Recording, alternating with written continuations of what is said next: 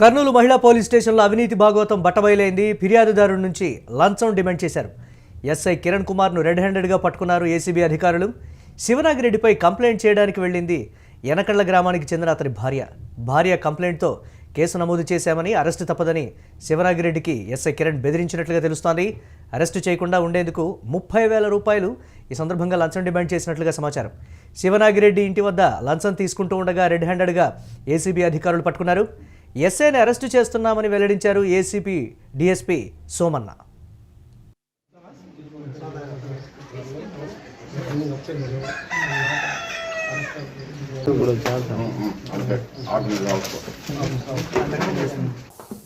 దానికి అది ఎస్ఐ గారు ఇన్వెస్టిగేషన్ చేసినప్పుడు కిరణ్ బాబు పెట్టుకున్నాం కదా, ఆయన కిరణ్ బాబు రిజిస్టర్ చేసినాడు కేసు, ఇన్వెస్టిగేషన్ చేస్తున్నాడు. దీంట్లో ఓన్లీ హరాస్మెంట్ కేసు ఉంటే ఈయన 307 కేసు ఉంది. 307 అంటే పార్టీ సెక్షన్ చెప్తున్నాను, అది అటెంప్ట్ టు మర్డర్ కేసు ఉంది మీ పైన, అది తీసేయాలన్నా తర్వాత మిమ్మల్ని అరెస్ట్ చేయకూడదన్నా కానీ మాకు అమౌంట్ ఇవ్వాలని చెప్పి డిమాండ్ చేసినాడు. లాస్ట్కి ఫైనల్గా 30,000 కుదుర్చుకున్నాడు. ఈరోజు మా దగ్గరికి వచ్చి నిన్న కంప్లైంట్ ఇచ్చినాడు.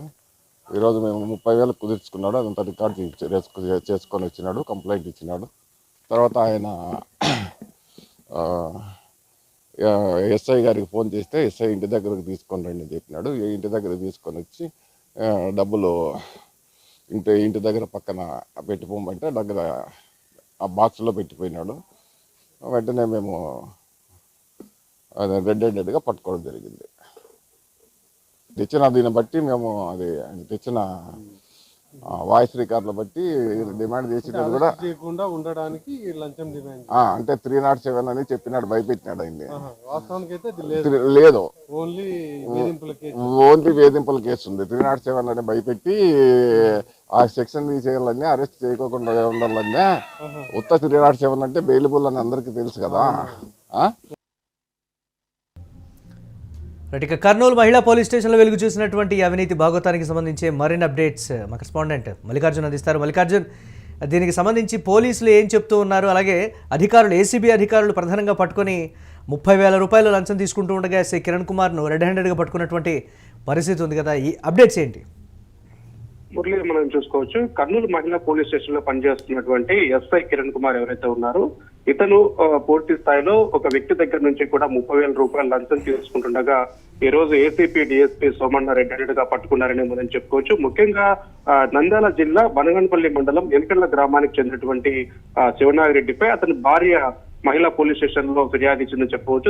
తన భర్త వేధిస్తున్నాడు, కౌన్సిలింగ్ ఇవ్వాలని చెప్పి అతనిపై చర్యలు తీసుకోవాలని చెప్పేసి అని కూడా అతని భార్య ఫిర్యాదు ఇవ్వడం జరిగింది. నేపథ్యంలో కూడా ఈ విషయాన్ని కూడా ఎస్ఐ డీల్ చేస్తూ ఉన్నారని చెప్పవచ్చు. ఈ క్రమంలో కూడా ఎవరైతే భర్త శివనాగిరెడ్డి ఉన్నాడో అతని పైన కూడా అత్యయత్నం కింద సెక్షన్ నమోదు చేశాము, మీ భార్య పైన ఇట్లా ఈ విధంగా కంప్లైంట్ ఇచ్చింది కాబట్టి ఒకవేళ నేను ఆ సెక్షన్ లో నిన్ను అరెస్ట్ చేయకుండా ఉండాలంటే కనుక ఖచ్చితంగా తనకు లంచం ఇవ్వాలని చెప్పేసి అని కూడా శివనాగిరెడ్డిని డిమాండ్ చేయడం జరిగిందని చెప్పవచ్చు. ఈ క్రమంలో శివనాగిరెడ్డి పూర్తి స్థాయిలో తనను అంటే నేను ఎలాంటి తప్పు చేయలేదు, నా భార్య ఏదో చిన్న తప్పు వల్ల నేను ఏదో పందరించడం వల్ల కేసు పెట్టింది, అయితే నా పైన ఏ విధంగా ఈ హత్యాయత్నం కేసు కడతారని చెప్పి ఒక కింద అనుమానం వ్యక్తమైందని చెప్పవచ్చు. ఈ నేపథ్యంలోనే ఎస్ఐ కిరణ్ కుమార్ అడిగిన విధంగానే తను డబ్బులు ఇస్తానని చెప్పేసి అని కూడా చెప్పి ఏసీపీ అధికారులను ఆశ్రయించారని చెప్పవచ్చు. ఈ నేపథ్యంలో కూడా ఏసీపీ అధికారులు రంగంలోకి దిగి ఎవరైతే అవినీతికి పాల్పడుతున్నాడో, ఎవరైతే కిరణ్ కుమార్ ఎస్ఐ ఉన్నాడో ఇతన్ని ఈ రోజు తన ఇంటి దగ్గర డబ్బులు తీసుకుంటుండగా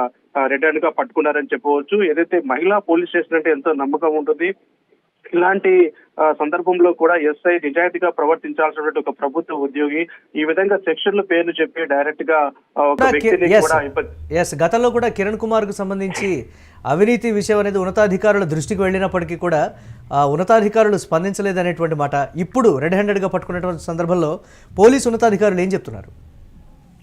అయితే ఈ రోజు వచ్చినటువంటి ఫిర్యాదు మేరకు అంటే చాలా మంది ఈ అవినీతి ఆరోపణలు ఉన్నప్పటికీ కూడా ఎవరు స్వయంగా ధైర్యంగా వచ్చి ముందుకు చెప్పలేదు కాబట్టి అతనిపైన ఎలాంటి చర్యలు తీసుకోలేకపోయాం. ఈ రోజు మనం చూసుకుంటే ఈ శివనాగిరెడ్డి ఈ రోజు తనకు జరుగుతున్నటువంటి అన్యాయం అంటే లేని సెక్షన్ చెప్పి అతన్ని ఇబ్బంది పెడుతున్నటువంటి విషయాన్ని కూడా తమ దృష్టికి తీసుకొచ్చారు కాబట్టి ఈ రోజు రెడ్ హ్యాండెడ్ మేము పట్టుకొని అతనిపైన కూడా కేసు నమోదు చేయడం జరిగిందని చెప్పి కూడా ఏసీపీ అధికారులు చెప్తున్నారు. ముఖ్యంగా క్రమశిక్షణ చర్యలు తీసుకోవాల్సినటువంటి అవసరం ఎంతైనా ఉంది అని చెప్పేసి అని కూడా అందరూ కూడా డిమాండ్ చేస్తున్నారు. ఎందుకంటే ఒక నమ్మకంతో పోలీస్ స్టేషన్ కి వచ్చినప్పుడు లేని సెక్షన్లు పెట్టి ఈ విధంగా ఇబ్బంది పెట్టడం, ఈ విధంగా బెదిరించడం అనేది కరెక్ట్ కాదు. కాబట్టి పూర్తి స్థాయిలో దీన్ని ఖండించాలా, ఇలాంటి ఆఫీసర్ల పైన ఒక దృష్టి పెట్టేసి ఇతర పైన కూడా చర్యలు తీసుకోవాలని చెప్పేసి అని కూడా పలువురు డిమాండ్ చేస్తున్నటువంటి పరిస్థితి ఉంది. ఏది ఏమైనప్పటికీ 30,000 లంచం తీసుకుంటుండగా ఈ రోజు తన కిరణ్ కుమార్ ను ఈ కేసులో అయితే కనుక పోలీసులు రెడ్ హ్యాండెడ్ గా పట్టుకోవడం, అదే కేసు నమోదు చేయడం కూడా జరిగిందని చెప్పవచ్చు. ఇలాగా లంచం తీసుకొని ఎవరైతే వ్యవహరిస్తారో వారిపైన కఠినంగా వ్యవహరిస్తామని చెప్పేసి కూడా